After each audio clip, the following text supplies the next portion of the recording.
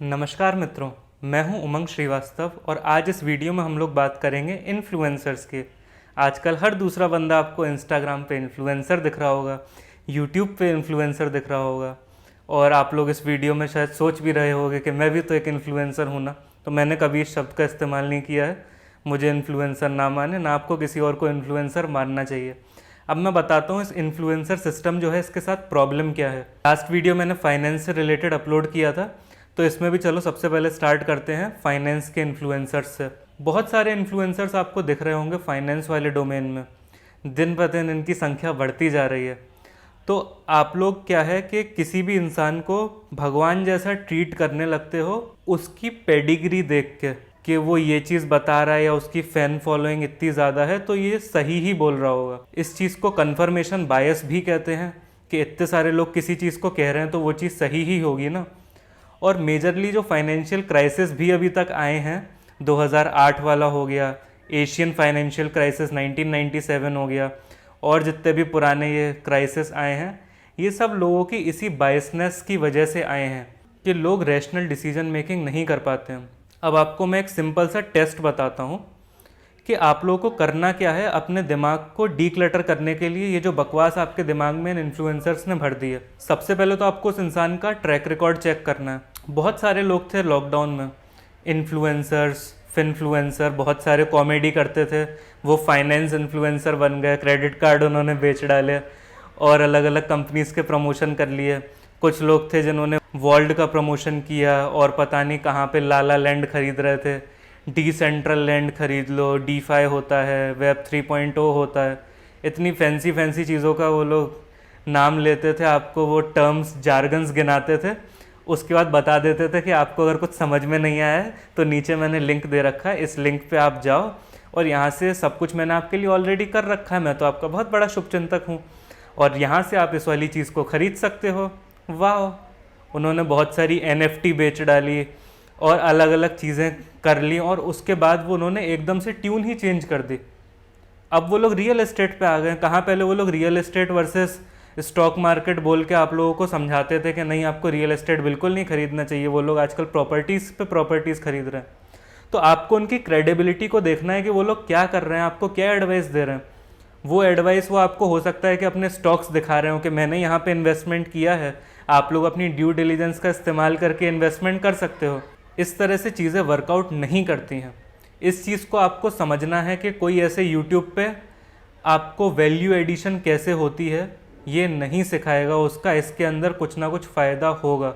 चाहे वो मैं हूँ, चाहे वो कोई और हो, कोई यहाँ पे आपको ये सोशल सर्विस प्रोवाइड करने के लिए नहीं बैठे हैं एकदम आपको फ्री में हम ऐसा ज्ञान दे दें जिससे हम पैसा जो है वो खुद कमा रहे हैं, वो चीज़ हम आपको एकदम यूँ ही बता दें।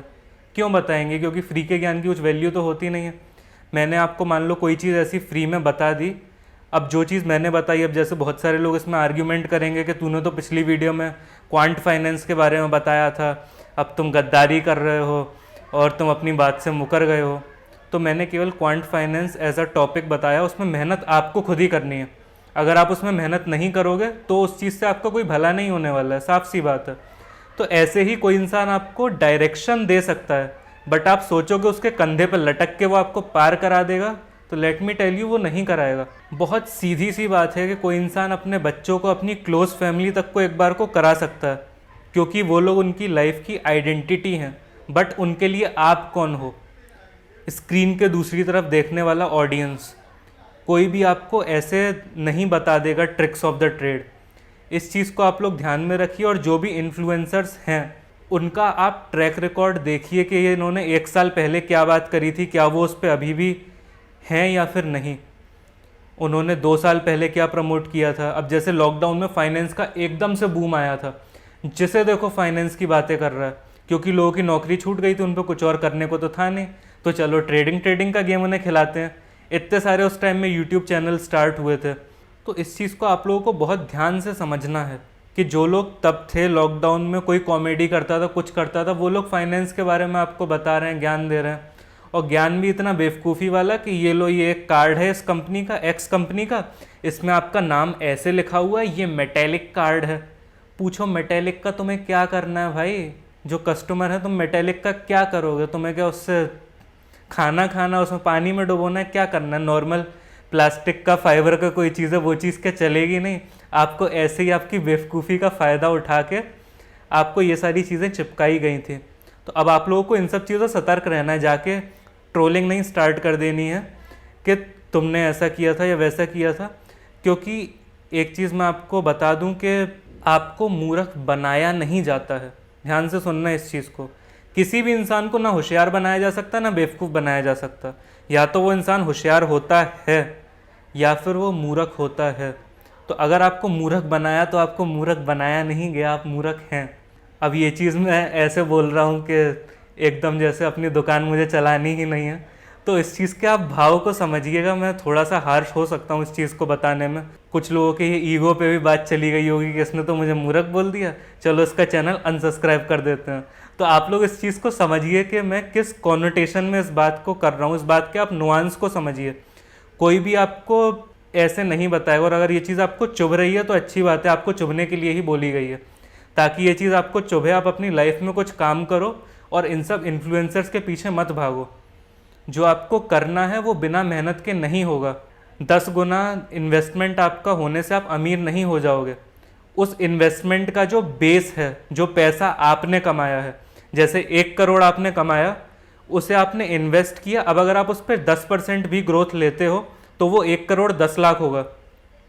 और अगर आपने 50,000 रुपये इन्वेस्ट किए और उसमें आपको 40% मैं कह रहा हूँ ग्रोथ मिल जाए, तो अभी उसमें 20,000 का तो इजाफा हुआ ना। बहुत ज़्यादा तो उससे आप अमीर नहीं बन गए। और 40% बहुत अनरियलिस्टिक है। बहुत सारे इन्फ्लुएंसर्स हैं, वो एक्सेल वाले हैं, वो आपको बताते हैं कॉन्स्टेंटली आप स्टॉक मार्केट में 15% गेंस तो कर ही लोगे हर साल 15 के हिसाब से। चलो ये कंपाउंडिंग स्टार्ट हुआ, 8th wonder of the world है, और next wonder of the world आपको बना दिया जाता है कि लो अब तुम्हारा वंडर बना दिया। ये वाली चीज़ सस्टेनेबल नहीं है, 15% किसी भी एसेट में ग्रोथ। तो ऐसे करके फाइनेंस वाले इन्फ्लुएंसर्स आपको मूर्ख बनाते हैं, और बाकी सारे इन्फ्लुएंसर्स भी आपकी इनसिक्योरिटीज़ और फियर पे खेल के आपको प्रोडक्ट्स बेचते हैं। अब ये मैं नहीं कह रहा हूँ कि मार्केटिंग ये लोग जो कर रहे हैं वो एथिकली सही है या गलत। पुरानी वीडियो से आपको पता चल गया हो, मेरा कोई ऐसा एथिक्स और मोरालिटी वाली डिबेट में मुझे पढ़ने का कोई शौक नहीं है, बट मैं आपको बता रहा हूँ चीज़ें ऐसे प्ले आउट होती हैं। आपको किसी को ज्ञान नहीं देना, आपको अपनी लाइफ में उसे इम्प्लीमेंट करना और आगे बढ़ना, अपनी वैल्यू एडिशन की कैपेसिटी को इंक्रीज़ करना। जिन लोगों को ये वीडियो अच्छा लगा वो इसे लाइक कर सकते हैं, कमेंट करके मुझे बता सकते हैं कि इस चीज़ पे आप लोगों का क्या पर्सपेक्टिव है। शेयर कर सकते हैं आप इसे अपने फैमिली ग्रुप्स में, और जहाँ कहीं भी आपको लगता है कि ये ज्ञान रेलेवेंट है। क्योंकि आजकल ये बहुत ज़्यादा हो रहा है कि हमारे जैसे पेरेंट्स हैं, उन्हें कोई चीज़ नेट पे दिख जाती है तो वो उसे ये चीज़ समझते हैं कि वो इंसान सही तो बोल रहा होगा, क्योंकि उनका ज़माना जो था वो अखबार वाला था। अब अखबार में किसी ने कोई बात लिखी है तो सर्टेन क्रेडिबिलिटी के साथ आती है कि तुमने यहाँ पे लिखा हुआ है। तो व्हाट्सएप पे भी बहुत सारा फेक ज्ञान आता है, तो उस ज्ञान से अच्छा आप इन सब चीज़ों पे डिस्कशन कर सकते हैं। बाकी इन सब और टॉपिक्स पे मैं आगे वीडियो लाता रहूँगा। मिलते हैं नेक्स्ट वीडियो में। Thank you very much.